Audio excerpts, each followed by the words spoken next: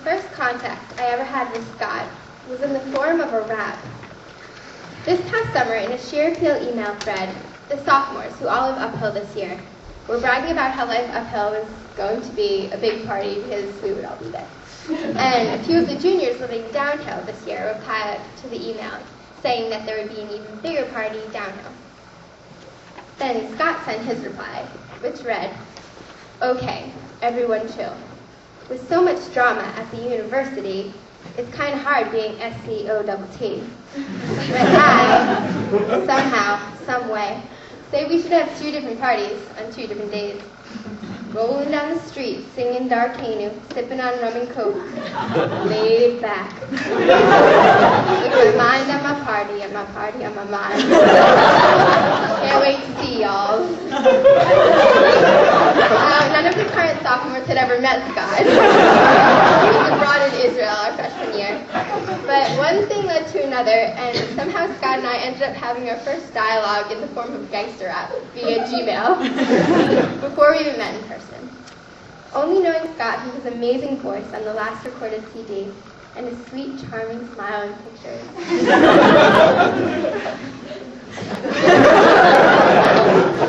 We rising sophomores never foresaw this side of him. Little did we know that the sides of Scott were countless. Scott, you have this incredible power to draw a crowd around any piano. During our 5-minute breaks during rehearsal, we're given the chance to go fill our water bottles or go to the bathroom or write ridiculous things on the chalkboard. And you usually head over to our off-tune piano that experienced a near drowning in the Aidman flood last year. And you somehow make beautiful music.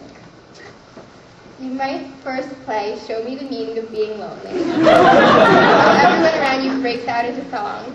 And then you'll do a slow, jazzy version of Umbrella by Rihanna. And the a cappella singers around you start off with vocal percussion. You might then do a techno version of one of our Hebrew liturgical songs, or depending on the day, an Arabic love song. And before we know it, our 5-minute break is over. I'm still standing at the piano, and I have not filled up my water bottle. Your enthusiasm and dedication to singing is also evident from your perfect attendance. I don't think I remember you ever walking into rehearsal late, but it might be because I was late. And your presence in Cheerfield has also been strengthened partly by your accents. It's obvious that your year abroad in Israel has helped make you the wonderful young man that we know and love. For one thing, listening to Israeli CDs and radio for a year will give you a pretty solid sense of Israeli music, which we sing. It really is noticeable that you have a certain relationship with the music and lyrics that you can only get by immersing yourself in that world. For instance, you once recorded, in your free time between Cara got to your thesis, I guess, an a cappella version of a song by Shili Maimon, the Britney Spears Israeli version. Israeli Britney Spears. You did the solo and all the instruments.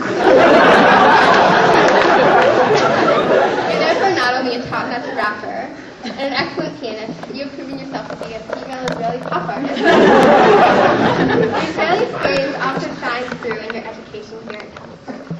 When you're not recording Israeli Britney songs or songs from High School Musical, you're working hard on your thesis on the Israeli Bedouin. You wrote 80 pages on Bedouin and terrorism, which makes you an official expert on the issue. If anyone in Cheerfield should be having their bar mitzvah tonight, it should be you, because you really are a grown-up now. I know you're a little bit scared of being done with school forever. Going out into the real world, but really, you should be the least scared out of any of us.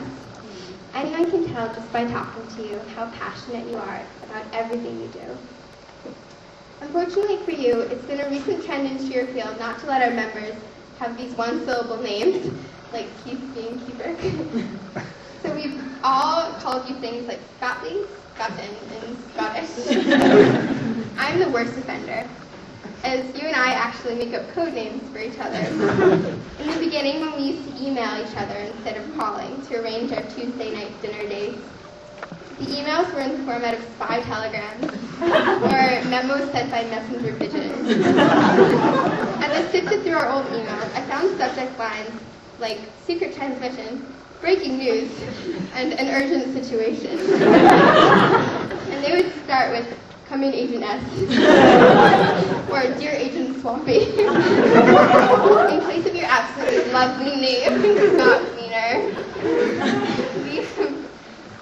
you have been called by the codenames of Agent Spot Wheeler, Agent Spotlow Medley, and Agent Safety Pin. To be fair, you have referred to me as Agent Carousel and Agent Cholera.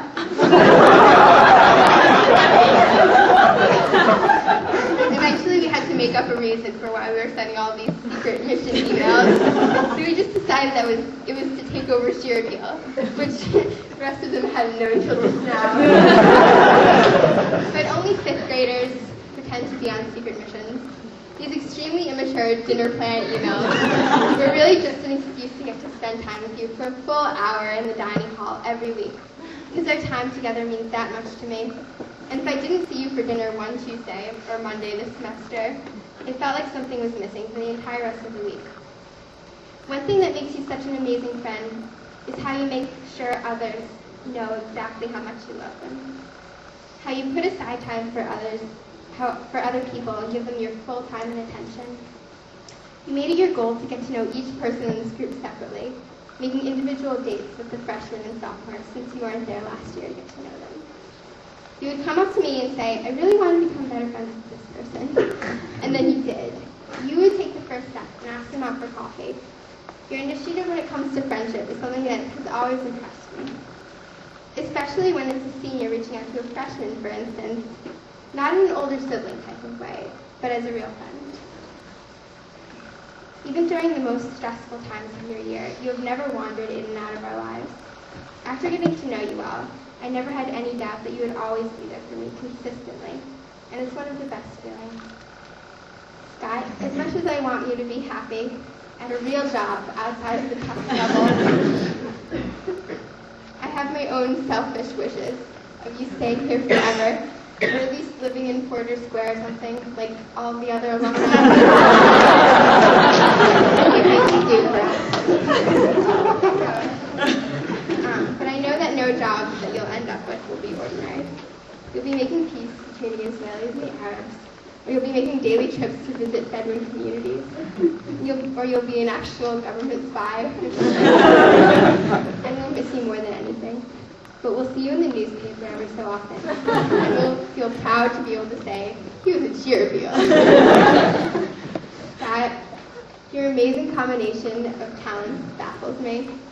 And your attempts at teaching me how to sing in Mizrahi style, or to dance to make it look like you're smoke rising. I much appreciated, even though I will never be nearly as good as you at it. Your personality rubs off on the people around you, and knowing you has literally changed me, all for the better. So SCOTT, go sing your song. We love you.